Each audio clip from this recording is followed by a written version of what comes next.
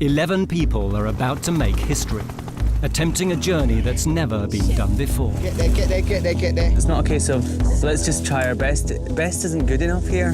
Come on! None of them have expedition experience, but halfway round the world from the UK, they're going to cross Nicaragua from the Atlantic coast to the Pacific Ocean. They'll start on the treacherous Mosquito Coast, escorted by armed soldiers to protect them from bandits and drug traffickers. They'll make their way through impenetrable jungle, crocodile-infested rivers, and climb a live volcano to make it to their finish line, the Pacific Coast. But they don't stop. Accompanied by expedition leader Ken Hames, they have 28 days to cross 220 miles, and they are all physically disabled.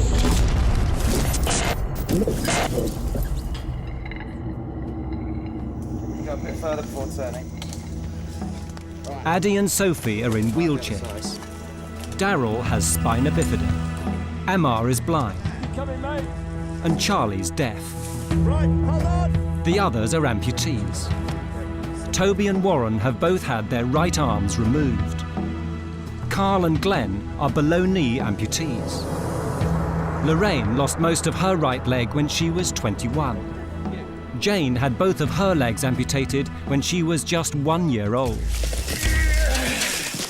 Individually, they'd never be able to cross such unforgiving terrain. But if they work together, they might just have a chance. Yeah. Okay, go. Right there, turn.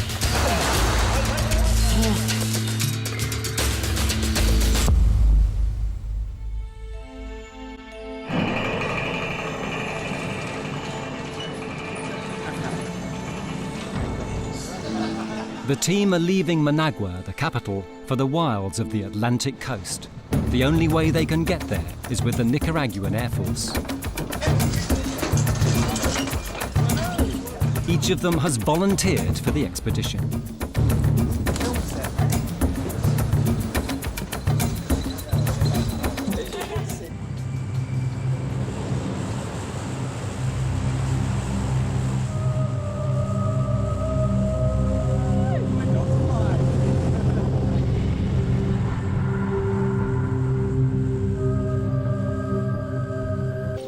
Waiting for the team's arrival on the Atlantic coast is Ken Hames, a former major in the SAS and expedition leader. He'll be operating at a watchful distance to make sure the team stay out of harm's way. The 11 people with disabilities are going to face some tough challenges. It is a proper expedition. There's nothing contrived here. It'll be the hardest thing they've ever done in their life. And this is going to be one test of teamwork. They've got to turn themselves into a high-performance team as quickly as possible. This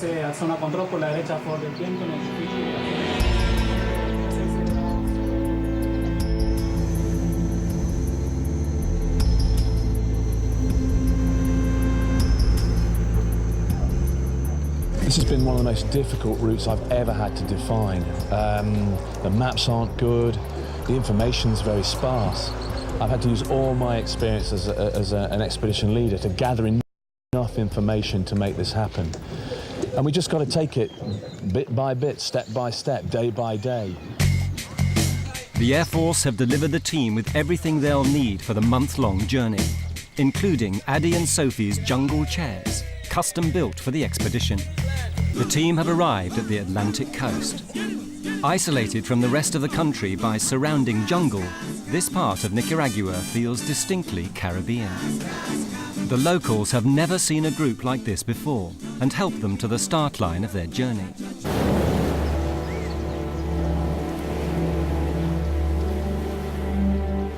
From the high tide mark of the Atlantic Ocean, they face a 220-mile journey into the unknown. They won't all make it, but they'll all test the limits of their disability like never before. I am thinking about the people in the wheelchair because you have the land like that, up and down, but I hope they make it, and I hope everything goes good. May God be with you all. May God go before you. May God send His angel to guide you all. From the Atlantic coast, they have to thread through shallow lagoon waters to reach the edge of the mosquito jungle. From here, they face a 10-mile trek into dense rainforest to the nearest settlement, Pueblo Nuevo.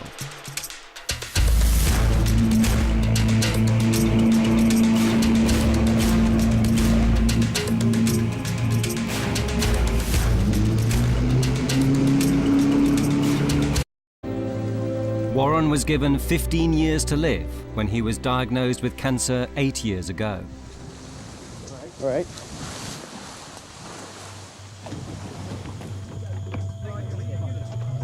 The team arrive at the edge of the mosquito jungle. From here on, there are no shops, no roads, no easy way out.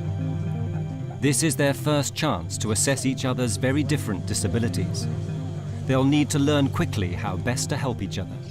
I won't be taking on much physical stuff because basically I have limited movement from the knees down in both my legs, hence why I use crutches to get around over long distances. I can probably walk unaided for about, well, no more than about 50 metres, and then my my back will ache or I'll wobble and I'll fall over. I'm just unstable on my feet, really. The team have a short distance to reach camp.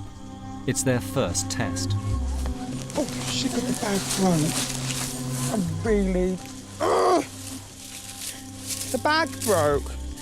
And for Charlie, who's profoundly deaf, it's already a problem. Whoa. He lip reads and can't hear or see if the others are shouting back directions. It's all right, I'm only back here. The team will sleep in hammocks to keep off the ground. Absolute perfection. There's lots of snakes out there. This is Snake City. These two were just found, in the camp, literally half an hour ago. Fleur-de-lance snakes are lethal.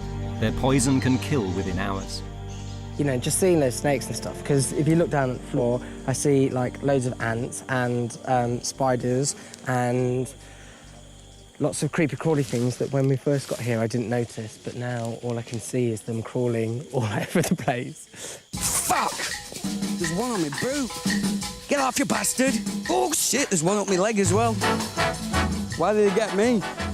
I get sunburnt, bitten by a fucking ant. I'm taking my fucking pants down, mate. It's bit me. Ah, you twat. Oh, you fucker. Shit, there's another one on my boot. They're everywhere, mate. Basically, I found a lump in my arm. We've passed operations. They've been cancerous, so I might have to go. Oh, no. It's 80% chance that he'll say go. Cheers, guys.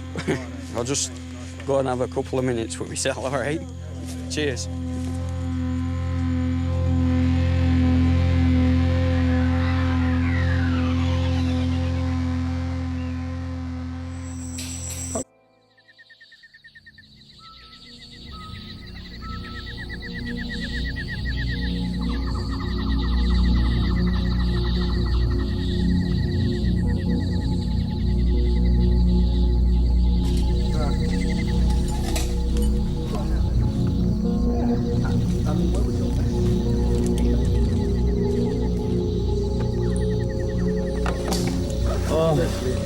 That was such a rough night. Yeah, I got to speak to you all. As you know, I'm suffering with this cancer that I've got, so I've actually decided to go. I have to go because obviously it's my health and it's my family, you know what I mean? I've got to look after number one. All right, so I hope you understand. Yeah.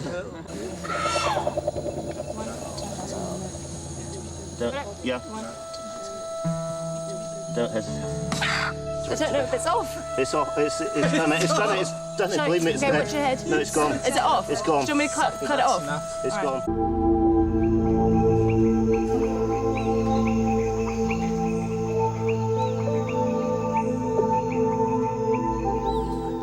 gone. Day 3.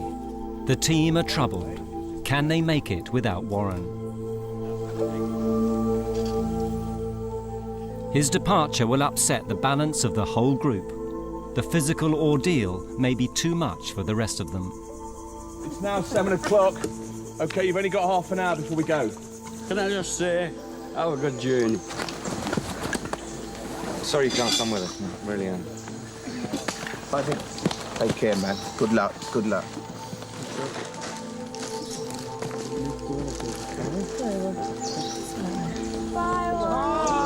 I'll start this end, man. Peace be with you, my son.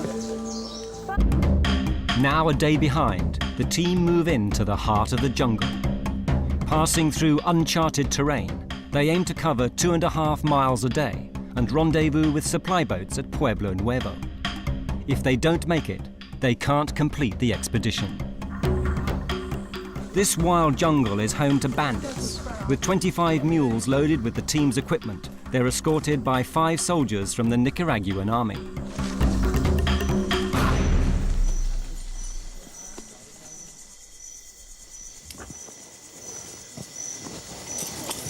Yep. Wheelie. So far, so good. Trust me. I haven't found any snakes. I'm the leader, so don't worry about me. I get bitten. 3 hours later, and progress is slow. With 3 hours of daylight left, the jungle chairs are already giving out. We both got puncture in the same place, so it must You definitely didn't have it before. You'd have known, wouldn't you? No. They're forced to turn back to the camp at the bottom of the hill. The whole afternoon has been lost. Just one of the mistakes that happen on expeditions. We just got to deal with it. It means we're behind time. We got to make it up somehow.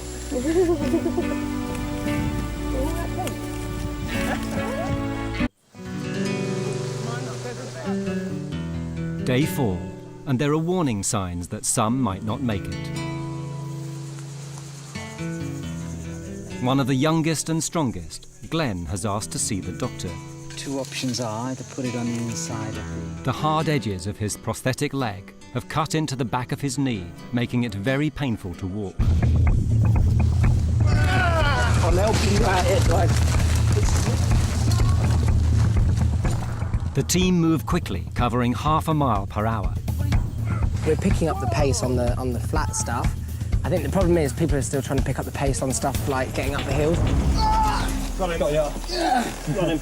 OK, keep pulling, guys. So people are rushing in, and that's when people get a bit sort of like, no, do it like that, do it like that. There. Desperate to make up for her slow pace, she asks Daryl if she can help with the ropes on the next hill. Guys, I was just thinking while they're coming, I still need to help. Jane, you know, sometimes we can't do everything. Not everybody can do everything. Which is why I'm saying, can I help coordinate? That's all I'm saying, Daryl. Yeah, I know what you're saying, Jane, but I'm also trying to explain to you that we've worked out a system. But there's some roles in the camp that I don't do, and I don't feel that I need to do, so it's okay. So what role am I left with on the day, on the walking bit? None. I think that's just a personality clash between me and Daryl, to be honest. He doesn't like doctors much. I don't know if it's that or if it's just me, but I just don't think we got on particularly well. Whoa, whoa. The fast pace is also having an effect on the more able-bodied team members. Yeah, it's all pretty knackering. Yeah, I know it's not going to everybody, but I don't feel well. Do you know what I mean? Obviously, you know, I've lost my boys, I'm feeling exhausted and anything like that. I'm not eating very well, basically because I don't like the food. Well, none of us like the food, Charlie. We all have to eat it. I know, but I don't want to eat it. Well, then you're unwell because you're not eating. You know what I mean? It's a catch-22. You have to eat, otherwise you're going to get unwell. But Charlie's feeling the pinch more than anyone. Yeah, I'm not feeling very well. Okay, all right. I'm feeling really, really sick. Okay. But I don't want to let these guys down. You're not letting them down. You're doing the right thing by letting me know. The team are getting frustrated with Charlie making unscheduled stops after they've been pushing hard to keep on time. Let it go. Go on. The final mile to the team's campsite is across some of the toughest terrain yet. This is the most dangerous time of day. The finish line's in sight, but their bodies are shattered and their judgment is clouded by fatigue. OK, we're up. They've made it this far, but all their efforts will count for nothing unless they rendezvous with the boatmen tomorrow.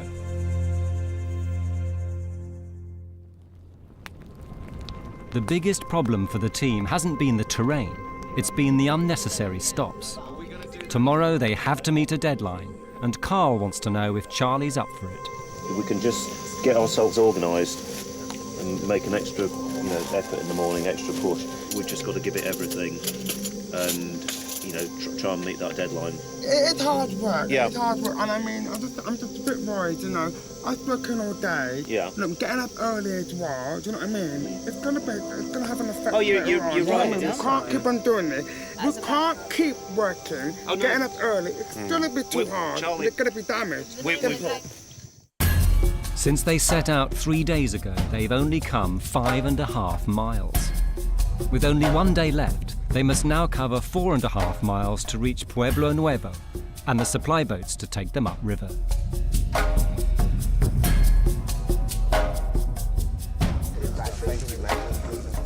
Day 5, and they're off to a slow start. Yeah, come on, chop chop. We've got to go. This should all been sorted out last night and been ready for this morning. The team are exhausted from yesterday's struggle. To make matters worse, Glenn's woken to find his leg red raw and inflamed. Shortly afterwards, Charlie announces he's quitting. You realise it's going to be even worse to go home because whichever way you go, you've got to get out of this, haven't you? There's no easy. We can't just be. You can't just get a lift. So, not just I know. So you might as well stick with it. I know that. Don't get me wrong, but I was going to tell the management tonight when they camp anyway. Please, Charlie. Well, then, if I was you, if you've said yourself you're feeling confused, I'd just hold on to that thought, and then when we get to camp tonight, we just sit down and have a chat. Because right now, in this heat, in the jungle, with all this mud, we can't do it. No, we just can't do I'll it. walk on, but don't worry. No, we do worry. Yeah, we do worry. Charlie seems to be on the brink of, pulling the old ripcord and. But no, I think I think a lot of it's emotion. It's an emotional thing going through this jungle. It really is. After 12 hours of unrelenting strain through the heat and mud, they finally make it to the river. They've covered the first 10 miles, but relief is overshadowed by one issue still to be resolved: Charlie. I mean, nobody wants him to go home. Nobody wants anyone to go home. We all want to make it together. But it is going to get frustrating because it's not the first time he's said it. Until he's made a decision, and we're here to support and chat to people and stuff, but don't keep declaring you're going to leave at the drop of a hat. The team need to know if Charlie's committed. If he stays on in his present mood, they stand a better chance without him. I mean, I need some sort of guarantee from you. Are you going to stay? Are you going to go? Okay. I'll give him my guarantee now then. Okay. I won't go. Okay. I'll stay to the end. Well.